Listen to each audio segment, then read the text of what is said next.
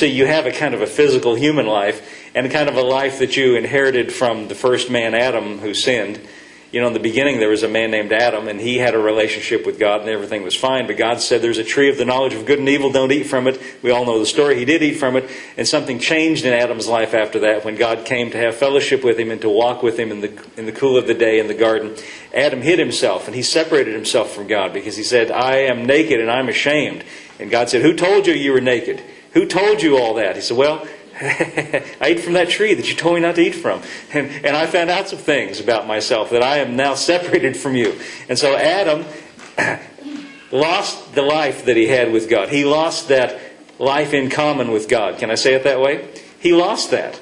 And then he gave birth after that to the entire human race by and by over the years. And he passed down, unfortunately, to everyone on planet Earth a life that's separate from God. You see, that's what the tree of the knowledge of good and evil was all about. A knowledge of right and wrong separate from God. That's why he said, you don't need that. He didn't need to eat. He didn't, that was a bad, the reason it was a bad thing was because it was a separate knowledge, a knowledge of good and evil separate from God. And so Adam gave to the human race a life separate from God. But when Jesus comes along, and he says, first thing I'm going to do, I'm going to give you everlasting life. That doesn't just mean now you're going to live forever, which is true, but it means I'm going to give you the life that I have. Hold your finger there in John chapter 5, and I want to be careful with your fingers, not hold too many places. Look in John chapter 10. Notice something Jesus said in John chapter 10. John 10:10, a famous verse we hear a lot. John chapter 10, verse 10. He says, the thief cometh not, Jesus is speaking, the thief cometh not, but for to kill, to steal, to kill, and to destroy. Okay, that's the thief, that's his job. But, by contrast, here's Jesus. I am come, listen to this now, I am come, what's it say? That they might have life. Those, in other words, that he came to. I am come that they might have life, and that they might have it more abundantly. Jesus said, I've come. Why did he come, by the way? Well, he tells us right here, I have come for you to have life. Now, again, the people he's talking to, don't they have life already? Well, yes, they have life, but he says, I'm coming to give you another kind of life. And really, the only kind of life that Jesus, you can't give away something you don't have. The kind of life that he gives is the kind of life he has. Does that make sense? Jesus gives us the life that he has. And so now if Jesus gives us his life as believers in Jesus, now we have the same life that Jesus has. A life in common with him. Did you know, by the way, that's why we take communion. The word communion means, it's the Greek word koinonia. And it means a life held in common, is really what it means. And when we take communion, we're celebrating or recognizing the fact, number one, that we together have a life in common. But the real reason we have a life in common is we have a life in common with him. And when we receive the bread, which represents his broken body on the cross, though no bones were broken, as we've discussed before, but his body was wounded for our transgressions and bruised for our iniquity. We receive the bread, which represents his body being bruised on the cross, and we receive his blood, which represents, the drink represents the blood which is shed for the sacrifice for the remission of sins. We are receiving and acknowledging the fact that we share a life in common with him. And so that's what Jesus came to give us. Now go back again one more time, Anton, to John chapter 5, verse 24. Verily, verily, I say unto you, he that hears my word and believes on him that sent me, we hear as Christians, the reason we're Christians is because we have heard the word of Jesus and the word about Jesus. We have believed that word. We have trusted in that word. And now he says, here's some things that are now true of you. You have everlasting life. I was having a conversation one day with a man who came to my door to give me religious literature of a kind that I didn't want to receive, but I thought I would talk to him. And we had a conversation, and we started talking about everlasting life. And he said, well, if you do all the right things and do everything right and keep all the rules and don't do anything wrong and you've done enough, that's what he said, if you've done enough, then when you die and come before God, he'll give you eternal life. And my answer to him was, as for me, that's too late.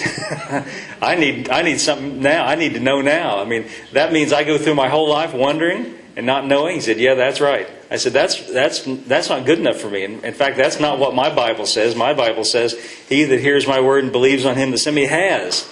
See, everlasting life is something that we have right now.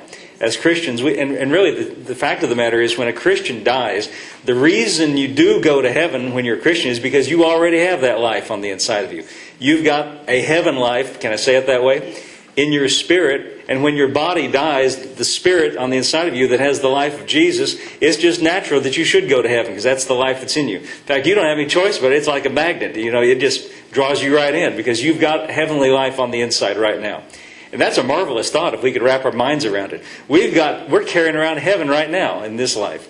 And when we touch people in our lives, we have the capacity and the potential. Sometimes people... We were having a discussion, Tom and Diane and I, about the restaurant that you had, and you mentioned to me that there was a lady in town that got into trouble with the law, her and her husband. Am I telling it right?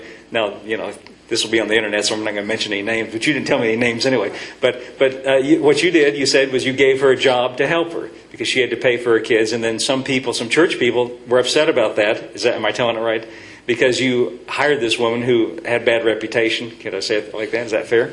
But you see, what you did was you touched her with something from heaven. You gave her something that other people might not have given her, something she possibly didn't deserve. You touched her with the heavenly life that was on. She touched something good. You know what? See, what some people think is, if I have anything to do, if I rub shoulders with sinners or people in the world or have any contact with them, what's on them is liable to get on me. But it's the other way around. It's the other way around. See, what we ought to think is, I've got something in me that they need. Something in me might liable to get on them. Something in me might help the person that I come in contact with. That's the everlasting life that Jesus said we have. So he's saying here, because you believe, because you put your faith in me, in my word, here's some things that are now true of you. Number one, you have everlasting life. But guess what? Just like, and it says, notice there at the end, but is passed from death. He's taken us out of that former condition and brought us into a new condition. Here's something that's true. You have everlasting life. But there's also something that's not true. There are some things that are no longer true of you. And the one thing that he brings up here is, shall not come into condemnation. Do you see those words? Shall not come into condemnation. I looked the word condemnation up in the dictionary, and it said to condemn. So I looked the word condemn up, and here's what condemn said. Now listen carefully. This is Webster's dictionary. Webster's dictionary says condemn means to express disapproval, or to find guilty, or to declare unfit for use.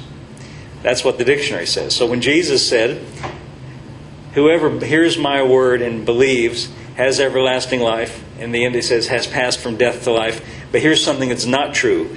Shall not come into condemnation. It means shall not be disapproved. Shall not be found guilty. Shall not be declared unfit for use. Now why is that? Is it because we did everything right? Is it because of our perfect conduct? Well, no. Because on one hand, I don't want to burst your bubble. I don't want to hurt your feelings. But as good as you are, listen, compared to God's perfect standard, you're not perfect. I don't want to hurt your feelings now. As good as you are, you're not good enough on your own. As good as we want to be, and we strive to be, and we do endeavor to be, and we have. Well, I'm going to read you something in a minute that talks about that. He says, you will not be condemned, disapproved, found guilty, declared unfit for use. Not because you did something to merit that, but because, notice the thing that is why, the why on this. Because you heard his word and believed in him.